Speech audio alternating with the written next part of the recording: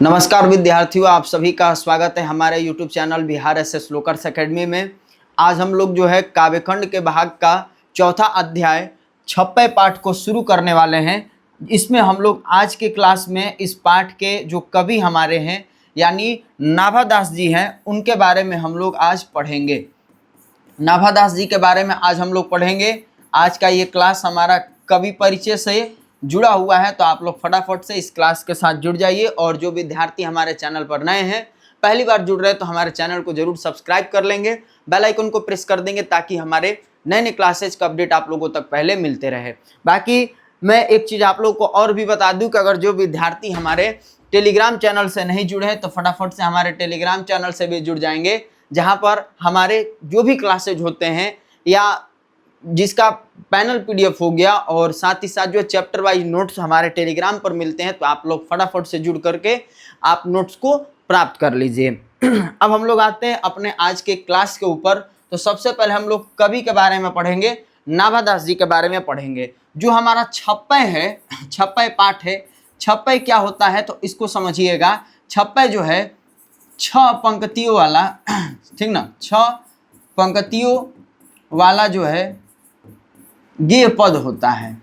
क्या होता है? 6 पंक्तियों वाला गेय पद यानी गाया जाने वाला पद होता है, जिसको हम लोग क्या कहते हैं? 56 बोलते हैं। इस 56 में जो है ना, हर एक 56 में, जैसे एक 56 हम लोग लिए तो प्रथम 56 जो हो गया हमारा, तो हर एक 56 में क्या होता है? एक भक्त जो चरित्र होते हैं, ठीक ना, या भक्त कवि होते हैं, उनके चरित्रों के बारे में वर्णन किया जाता है। तो हमारे जो नाभादास है, उन्होंने 56 की रचना की है। ठीक, तो हम लोग जो है पहले क्या करेंगे, नाभादास जी के बारे में पढ़ेंगे। तो बताया जा रहा है यहाँ पर कि इस पाठ के जो कवि हैं वो कौन है? नाभादास जी हैं।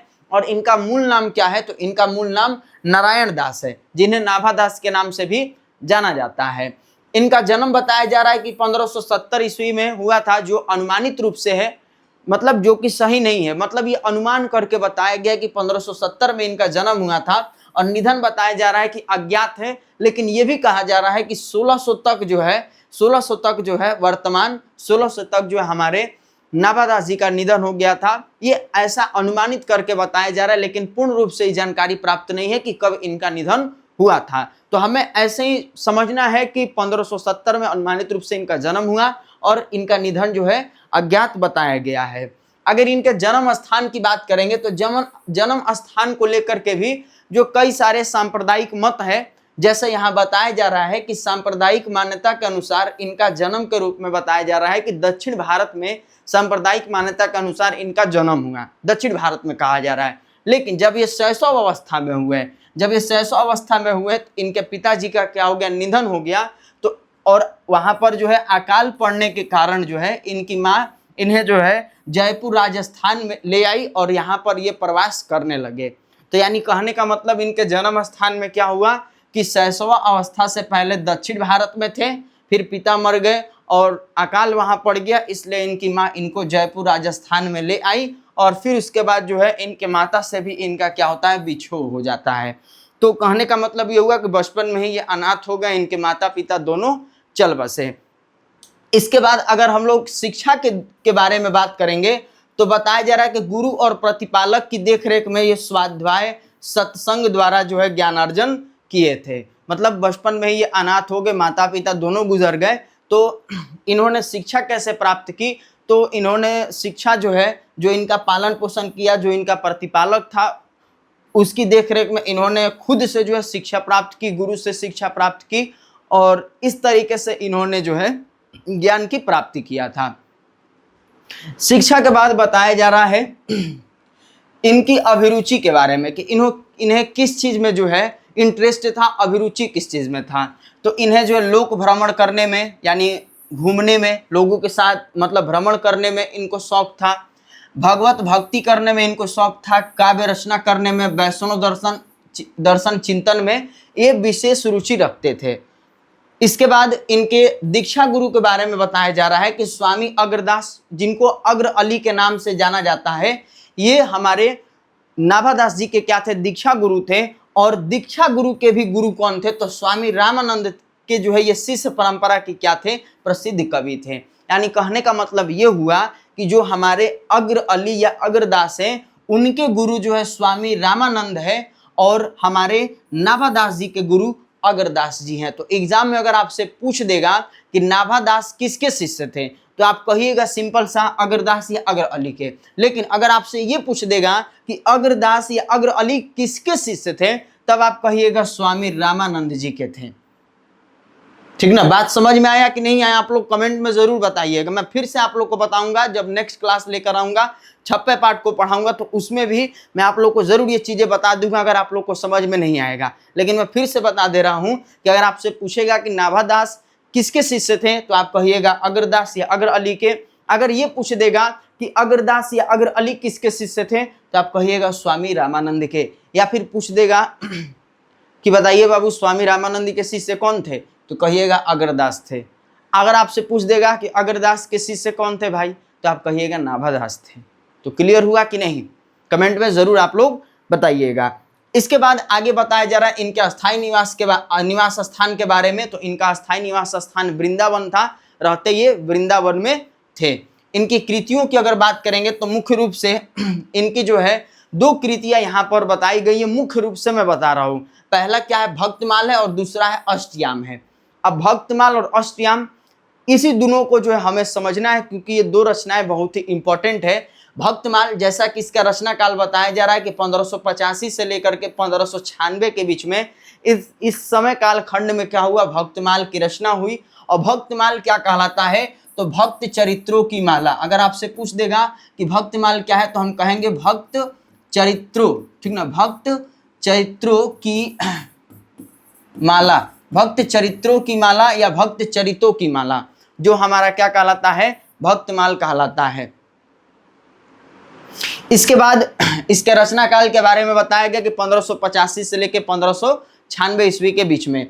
अगला जो रचना है वो है अष्टयाम है। अष्टयाम किस भाषा में लिखा गया है भाई तो ये ब्रज भाषा में एक क्या है लिखा गया जो कि एक गद्य रचना है। पूछ देगा कि अष्टयाम कैसी रचना है तो गद्य रचना है। किस भाषा में लिखा गया है तो ब्रज भाषा में। और अष्टयाम जो है रामचरितमानस की दोहा चौपाई शैली में लिखा गया है और रामचरित्र संबंधित प्रकीर्ण पदों में इसमें जो है संग्रहित है ये। तो 2 रचनाएं यहाँ पर फेमस है, अष्टयाम और भक्तमाल। तो इसको याद रखना है। और सबसे इंपॉर्टेंट भक्तमाल है क्योंकि भक्तमाल से ही हमारा जो ये पाठ 56 है वो संकलित है।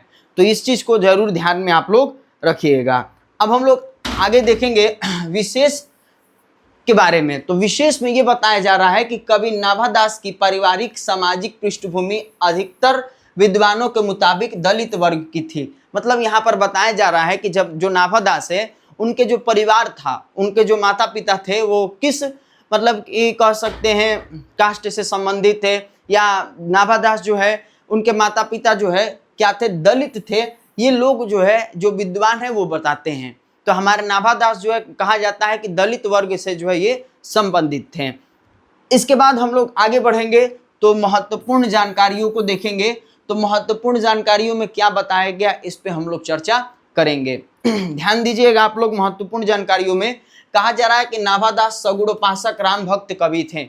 नाभादास क्या थे, सगुणोपासक राम भक्त कवि थे। ये भी प्रभु श्री राम की आराधना करते थे। जैसे तुलसीदास भी राम भक्त कवि थे वैसे ही हमारे नाभादास भी जो है सगुणोपासक राम भक्त कवि थे। और नाभादास जो है हमारे गोस्वामी तुलसीदास जी के क्या थे, समकालीन थे।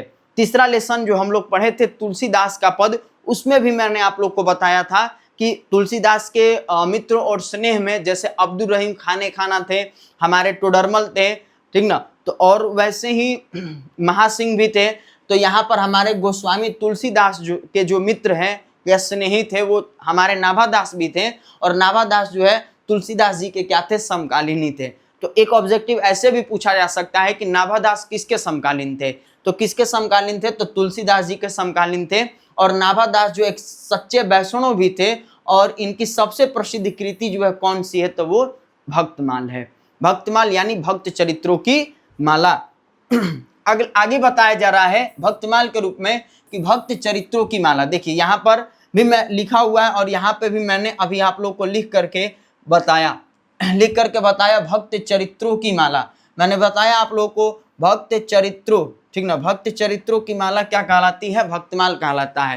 तो यहाँ पर लिखा हुआ व्यक्ति, भक्तमाल का अर्थ है भक्त चरित्रों की माला, जिसमें नाभादास के पूर्ववर्ती और समवर्ती वैष्णव भक्तों के चरित्र जो है वर्णित हैं, और संपूर्ण भक्तमाल 56 छंद में निर्बद्ध है। 56 छंद कहने का मतलब क्या है? 6 पंक्तियों वाला गाया जाने वाला पद होता है। यहाँ लिखा हुआ भी है कि 56 एक छंद होता है जो 6 पंक्तियों का गेय पद जो है कहलाता है या गेय पद होता है। तो आया बात समझ में आप लोगों को कि 56 क्या होता है? याद रखना है, ऑब्जेक्टिव में भी यहाँ से पूछा जा सकता है। इसके बाद बताया जा रहा है कि इसमें 316 छपयों में 200 भक्तों के चरित्र का वर्णन है। यानी कहने का मतलब यह हुआ कि हमारे नाभादास ने 316 छपयों की रचना की है, जिनमें से ठीक ना 200 भक्त 200 जो है भक्तों का वर्णन यहाँ पर किया गया है। यानी एक छप्पे में एक भक्त चरित्र की माला का वर्णन किया गया। यानी कहने का मतलब यह हुआ कि एक छप्पे में एक जो है भक्त कवि हो गए, उनके बारे में वर्णन है। तो ऐसे ही करके 1 2 3 4 5 6 7 8 ऐसे करते करते 316 छप्पे लिखे गए हैं, जिसमें 200 भक्त कवियों के बारे में वर्णन किया गया, उनके चरित्रों के बारे में बताया गया है। तो ये भी इंपॉर्टेंट लाइन है, इसको याद रखिएगा। और आगे बताया जा रहा है कि यहाँ जो हम लोग छप्पे पढ़ेंगे, छप्पे 1 और छप्पे 2 को, तो पहला छप्पे में कबीरदास जी के बारे में और दूसरा छप्पे में सूरदास जी के बारे में हमें पढ़ने को मिलेगा, और ये भक्तमाल से जो है संकलित है। तो अगर आपसे ये भी पूछ देगा कि जो छप्पे पाठ हमारा है इसमें किन 2 कवियों के बारे में वर्णन है, तो आप लोग कहिएगा कबीरदास और सूरदास जी के बारे में। पहला छप्पे कबीरदास जी के बारे में और दूसरा छप्पे सूरदास जी के बारे में। तो हम लोग जब दूसरा क्लास देखेंगे तो उसमें इन दोनों छप्पे को पढ़ेंगे, कबीरदास और सूरदास जी के बारे में, कि क्या बताया गया इसमें। बाकी आप लोग को ये पाठ कैसा लगा कमेंट में ज़रूर बताइएगा। कवि के बारे में आप लोग को समझ में आया कि नहीं, आप लोग ज़रूर बताइएगा। और जो विद्यार्थी इस क्लास से जुड़े उनके लिए तहे दिल से धन्यवाद। ऐसे ही आप लोग जो है रेगुलर क्लास के साथ जुड़िए, और जो विद्यार्थी नए होंगे चैनल को ज़रूर सब्सक्राइब कर लेंगे, बेल आइकन को प्रेस कर देंगे, ताकि हमारे नए नए क्लासेज का अपडेट आप लोगों तक पहले मिलते रहे। धन्यवाद।